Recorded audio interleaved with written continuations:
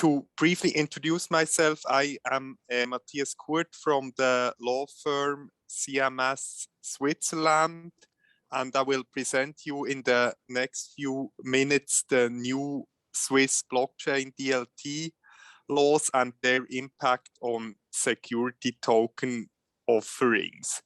I will first provide you with a small overview and then focus on the instrument of the newly created uncertificated register securities and the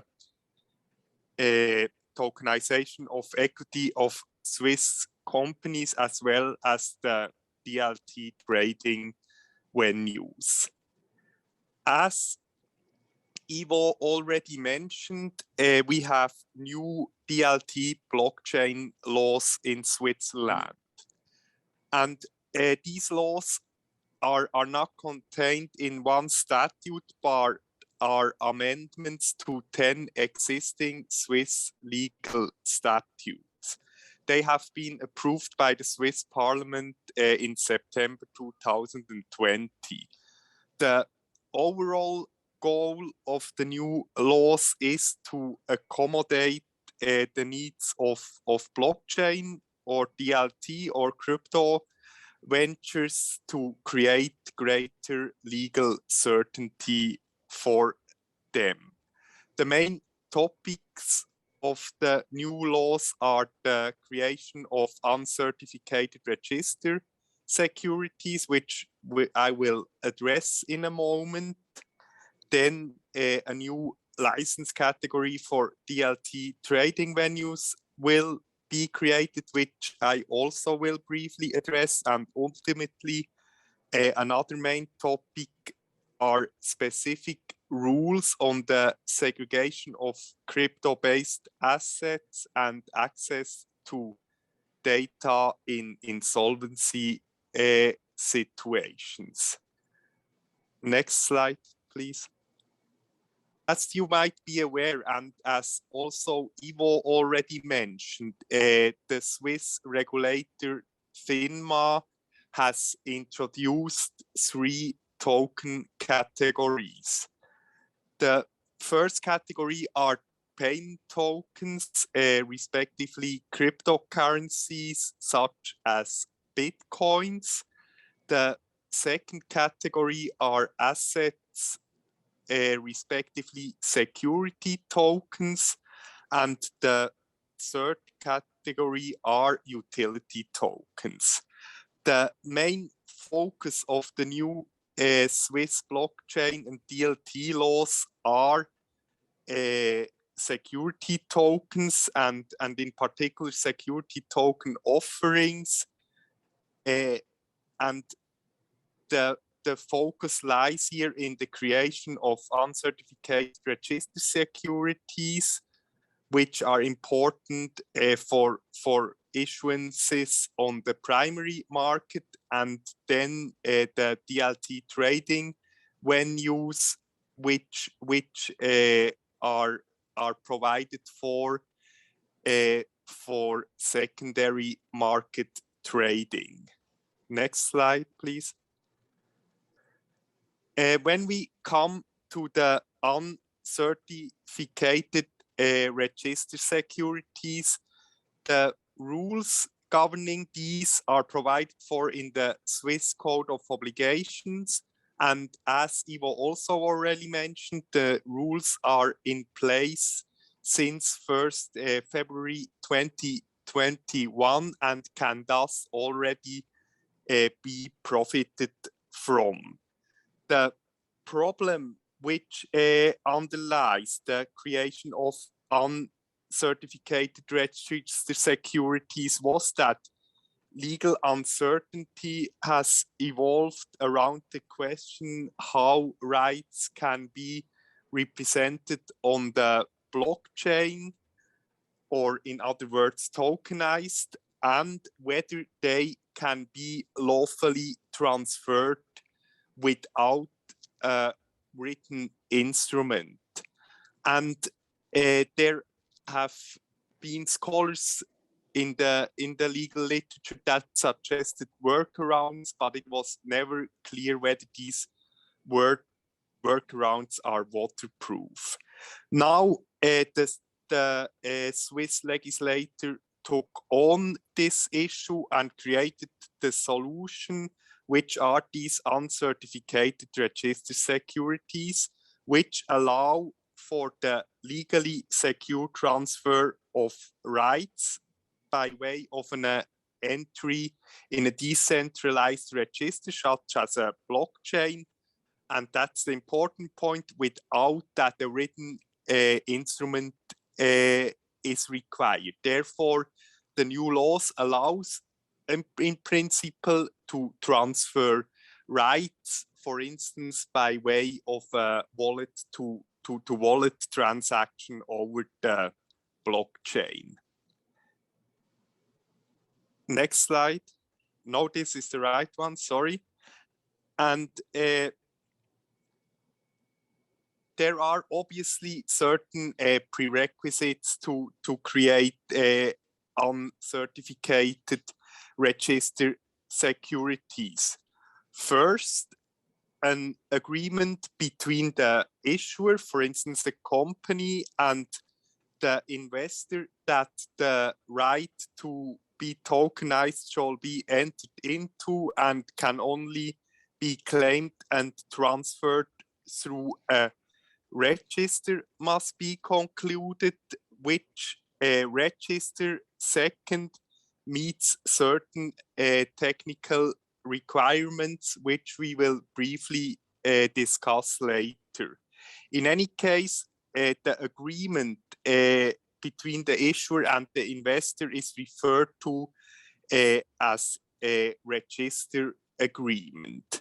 The main content of this register agreement consists in a clause that the right to be tokenized shall be entered into and can only be claimed and transferred through a register such as a blockchain. Furthermore, also further points might be provided for in this register agreement. And 한번 보겠습니다. 네, 네. The register agreement can, for instance, be contained in general terms and conditions, such as the issuing conditions for an offering drafted up by the issuer and accepted by the investor.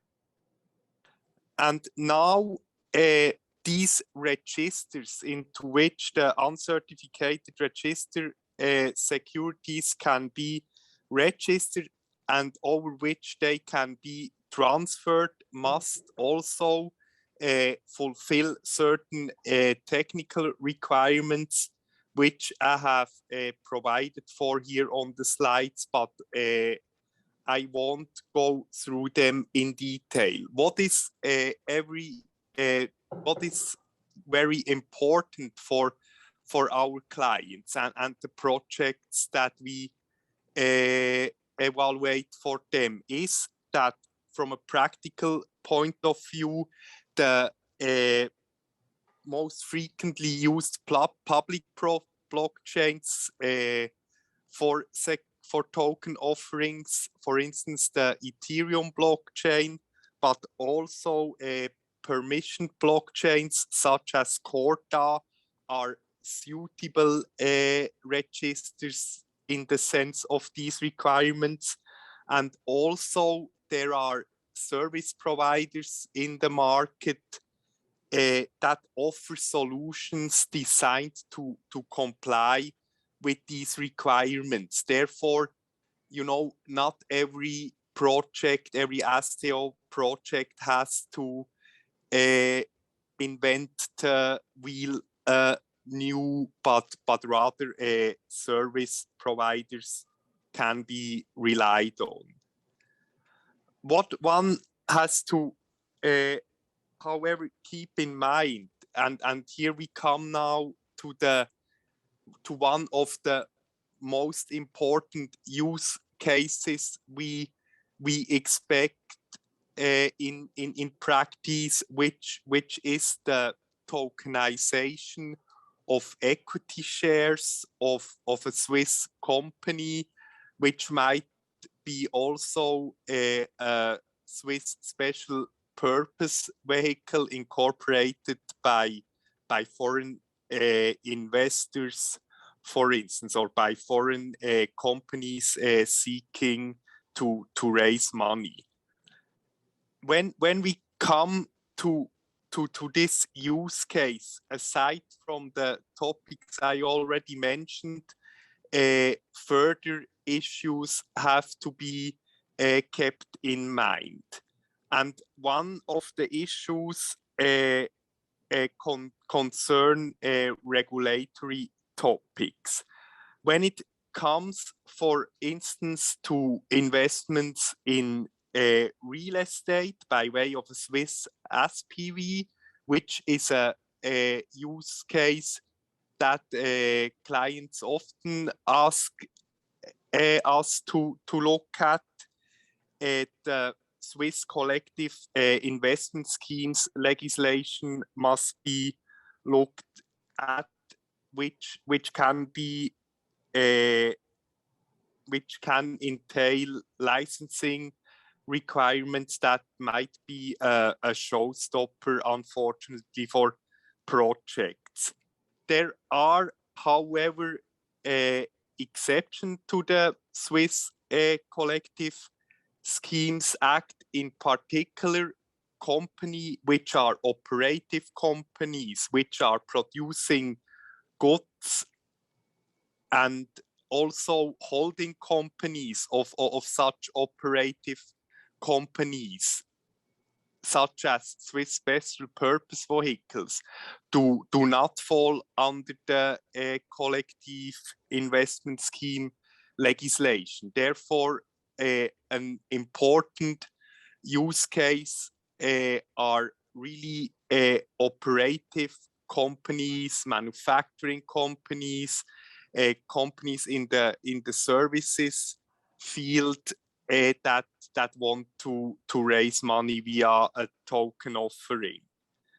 Another regulatory issue that that must be taken into account are the marketing requirements when it comes to the marketing, to the offering of a security token.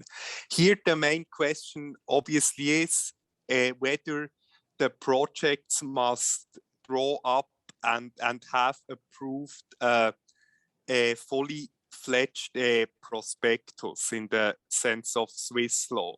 However, also here there are exceptions.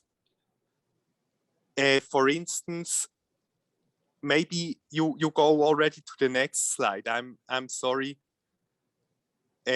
No, now you went back, I think. The slide should say use case tokenization of equity. Okay. I'm sorry. Okay, this one. Yes, no worries at all. And here you see the points on the Collective Investment Schemes Act, which I mentioned, and now also the documentation requirements for the marketing of the tokens. And here, as I mentioned, the prospectus, which might have to be drafted up, but there are exceptions, and one important one is if you distribute the tokens only to qualified investors, professional and institutional investors, then you can profit from an exception. But for instance, also if you raise less than 8 million Swiss francs. Then the next slide, please. And here, beyond these regulatory topics, where if you want to tokenize assets by a Swiss special purpose vehicle or a Swiss company more generally, then also the corporate law structuring must be taken into account, but I won't go into the details here, but if you have questions later on, I'm happy to answer them. And ultimately, and this is also important for projects, also the tax side must be looked at, since you want to know how the token offering is taxed by the Swiss authorities, whether you might profit from exceptions and so on and so forth.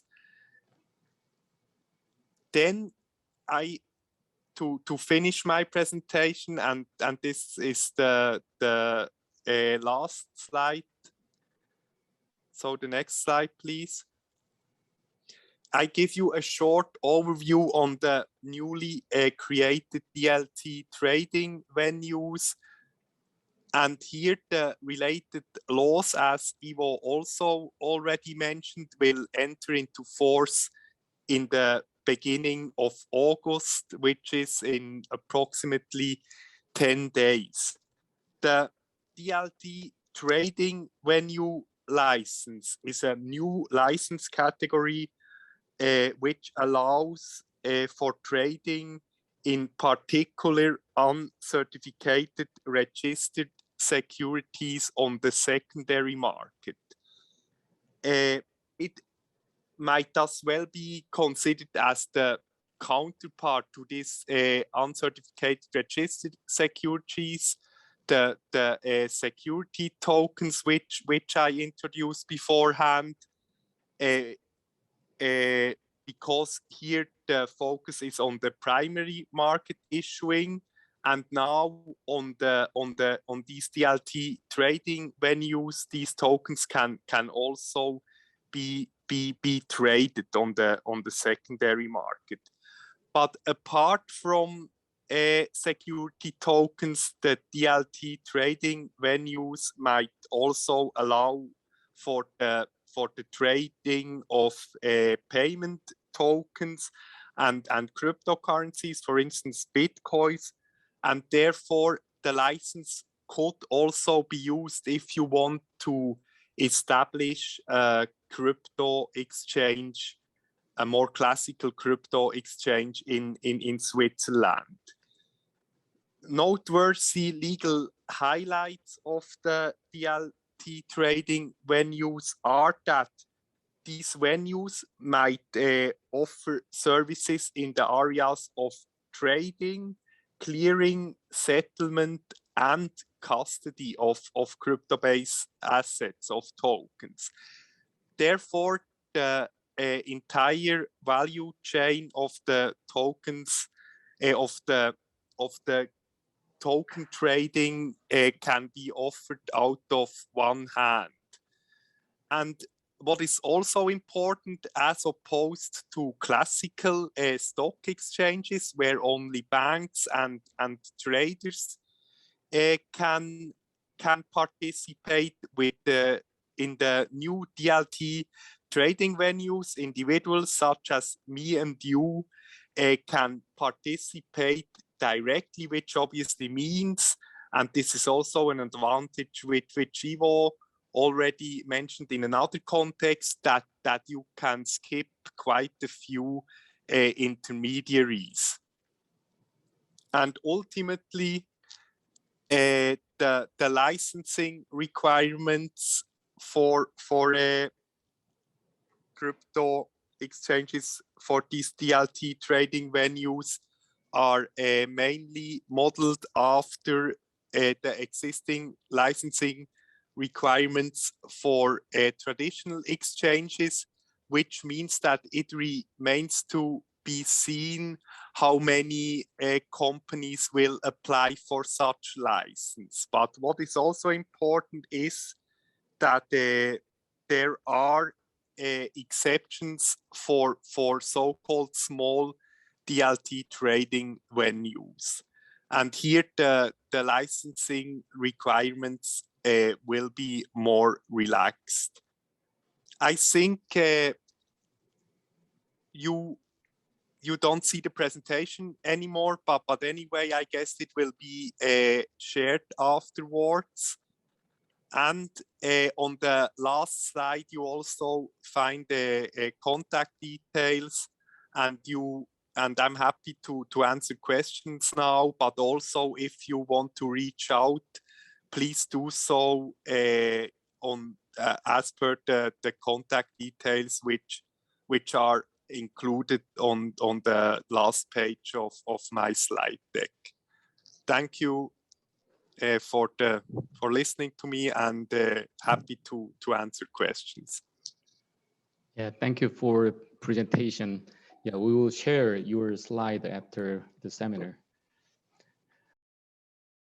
이제 세미나 일단 발표는 좀 마무리됐고요. 아무래도 이제 그 STO에 대해서 궁금하신 부분들이 많이 있으실 것 같아서 여기 채팅창에 그 혹시 질문 주실 부분들을 질문을 해주시면 우리 이주희 대표님께서 같이 이제 그간의 이렇게 설명해야 되겠네요. 오늘 이제 토론에 참여하신 분들을 제가 같이 이제 좀 먼저 소개를 드리고 그렇게 진행하겠습니다. 우리 이제 그 사카의 지금 대표로 계시는 우리 이주희 대표님께서 오늘 이제 그러니까 토론과 뭐 통역과 뭐 여러 가지 역할들을 좀 해주실 것 같습니다. 우리 이 대표님 잠깐 인사 말씀 좀 해주시죠.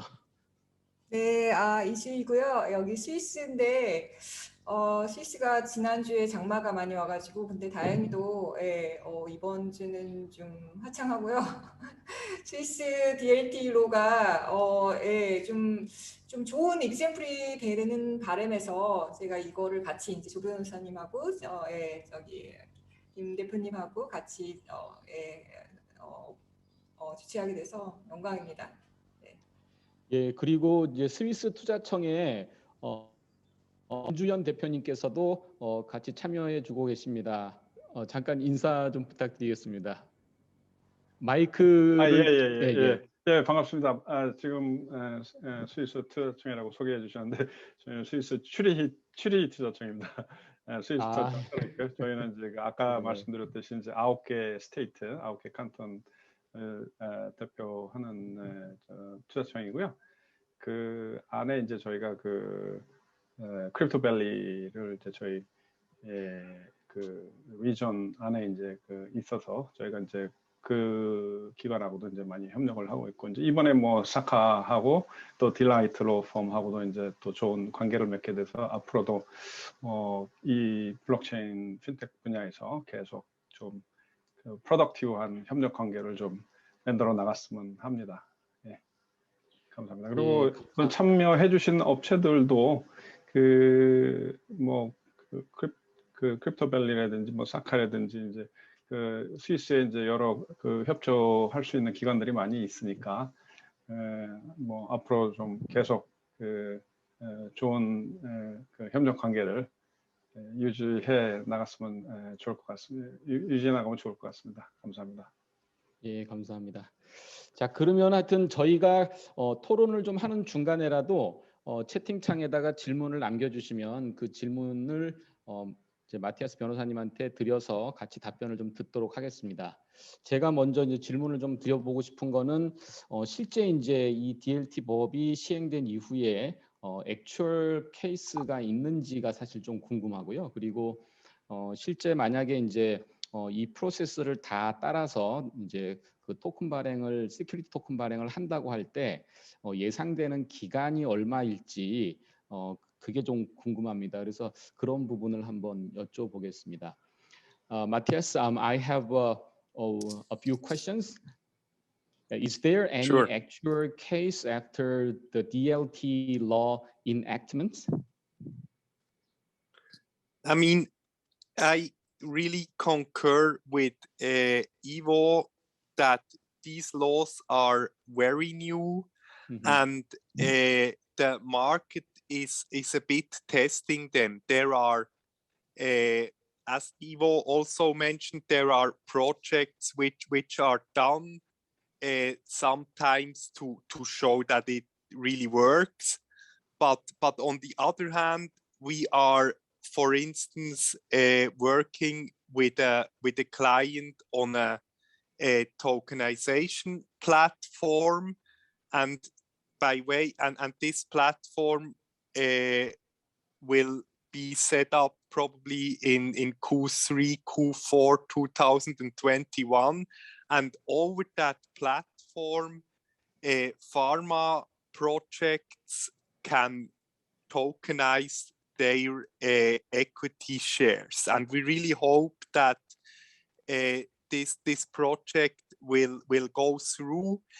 The investments which can be made over these platforms are usually in the 1 to 5 million range, and therefore the projects do not necessarily need a prospectus, and also the platform really helps the projects to cater for all the technical issues like those I mentioned, so that the projects really can concentrate on the